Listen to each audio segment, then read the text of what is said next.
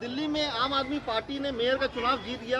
पिछले कई बारों से उसे बीजेपी टालने की कोशिश कर रही थी, लेकिन आखिरकार अरविंद केजरीवाल ने कहा the goons have lost and people have one the elections.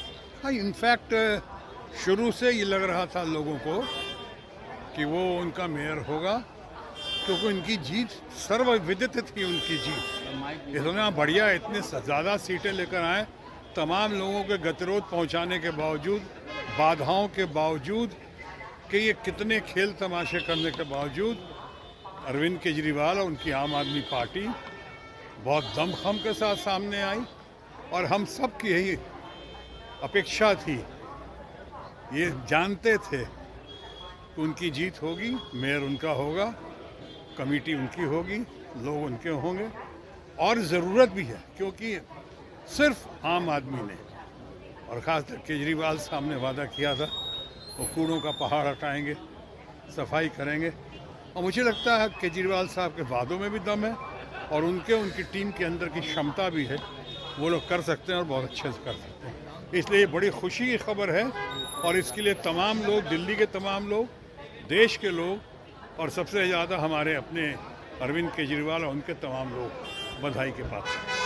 Mumbai में जिस तरीके से शिवसेना का जो उद्धव ठाकरे के हाथ से निकल गया, इस पूरे मसले को आप कैसे देखते हैं? शरद पवार ने भी कहा कि एक बहुत गलत परंपरा की शुरुआत चुनाव आयोग ने कर दिया। देखिए, शरद पवार तो देश के इतने महान नेता हैं, बहुत लोग तो उनको सही मायने में चाणक्य मानते हैं। उन्होंने जो कहा है तो उनकी बात का तो मैं खंडन कभी नहीं कर सकता हूँ और न करना चाहिए किसी को भी। उन्होंने बड़ी अच्छी बात कही है, लेकिन ये उनका जो है अभी खेल ख़त्म नहीं हुआ। मुझे लगता है वहाँ खेल अभी शुरू हुआ है। अभी सुप्रीम कोर्ट में मामला आया हुआ है और मुझे लगता है कि जल्द से जल्द, किसकी जीत और किसकी हार की बात नहीं कर रहा हूँ, लेकिन सुप्रीम कोर्ट से जल्द वहाँ के लोगों को इंसाफ मिलेगा, न्याय मिलेगा, ये मेरी कामना है और मुझे यही मेरी प्रार्थना भी है। बिहार की सियासत की बात की जाए सर, अब नीतीश कुमार ने ऑपोजिशन यूनिटी की बात की है। उन्होंने कांग्रेस से यहाँ साफ तौर पे कहा कि कांग्रेस को अगर समय है तो कांग्रेस आए, बात करे, अगर ऑपोजिशन यूनिटी होती है तो मैं 100 के नीचे बीजेपी को ला दूंगा। देखिए, नीतीश कुमार तो बहुत परिपक्व आदमी है, इसमें दो राय है नहीं। नीतीश कुमार बहुत दिनों से कोशिशमंद है, फिक्रमंद है, ये भी दुनिया जानती है। मैं कह सकता हूँ कि मैं इस मामले में क्या बोलूँ, बेगानी शादी में अब्दुल्ला दीवाना, ये उनका अपना अंदरूनी मामला है। लेकिन विपक्ष का मामला पूरे देश का मामला है और विपक्षी एकता पूरा देश चाहता है, उसमें वो लीड ले रहे हैं। मैं समझता हूँ धीरे धीरे सब कोई उस लीड के कायल होते हुए, उनके नेतृत्व के कायल होते हुए, नेतृत्व कायल ये नहीं कह रहा हूँ कि वो उन्होंने खुद कहा कि वो प्रधानमंत्री पद के उम्मीदवार नहीं है, दावेदार नहीं है, लेकिन मैं समझता हूँ लीड लेते हुए, उनका कायल होते हुए, धीरे धीरे, स्लोली बट श्योरली विपक्ष के लोग, विपक्षी एकता होगी। कहाँ तक होगी आने वाला वक्त बताएगा, लेकिन होगी ज़रूर।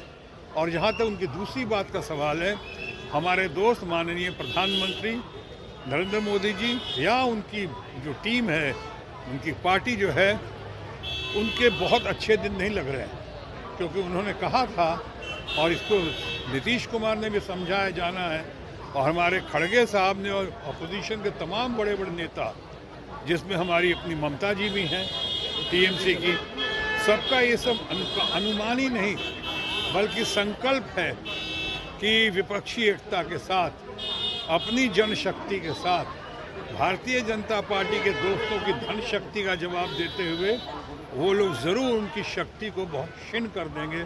100 क्या 100 से कम भी हो सकता है। चेहरा कौन रहेगा सर? वो सब बहुत पुरानी बातें हैं, कौन चेहरा कौन रहेगा। पहले इनका चेहरा जो है, माननीय प्रधानमंत्री के बहुत सारे बेरोजगारी से लेके, ये महंगाई से लेके, डॉलर पेट्रोल से लेके, डीजल से लेके, इतनी सारी बातें हो रही हैं। ऊपर से अभी नीम पे करेला बजट, और बजट के बाद अडानी का जो इशू आया है, मैं नहीं कह रहा हूँ कौन दोषी है अडानी के मामले में, लेकिन इतना ज़रूर कहता हूँ कि ईमानदारी और पारदर्शिता का साथ होना और चलना ज़रूरी है।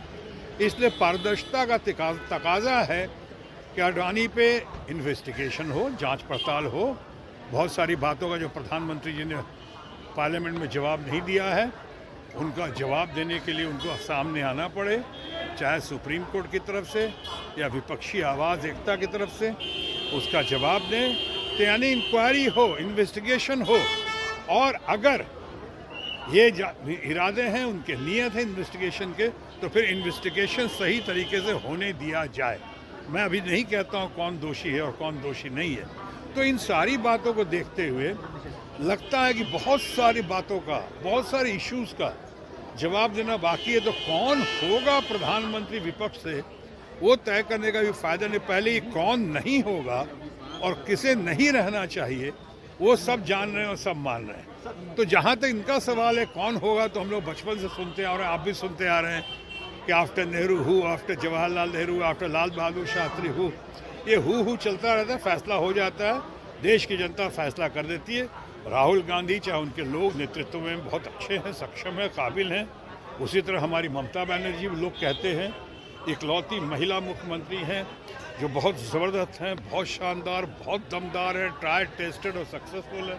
मुझे लगता है कि आने वाले वक्त में 2024 में ममता बनर्जी भी एक बहुत बड़ी गेम चेंजर बनकर सामने उभर कर आएंगी। शत्रुघ्न, आप लालू परिवार से आपके संबंध काफी अच्छे रहे। तेजस्वी यादव को लगातार मुख्यमंत्री बनाने की बात हो रही है, आप क्या मानते हैं कि तेजस्वी यादव बिहार का नेतृत्व करने के लिए सक्षम है और उनको मुख्यमंत्री बन जाना चाहिए? अरे, जब प्रधानमंत्री हमारे माननीय दोस्त नरेंद्र मोदी जी को सक्षम माना जाता है देश का नेतृत्व करने के, संभालने के लिए, तो ऐसी क्या कमी है हमारे तेजस्वी में?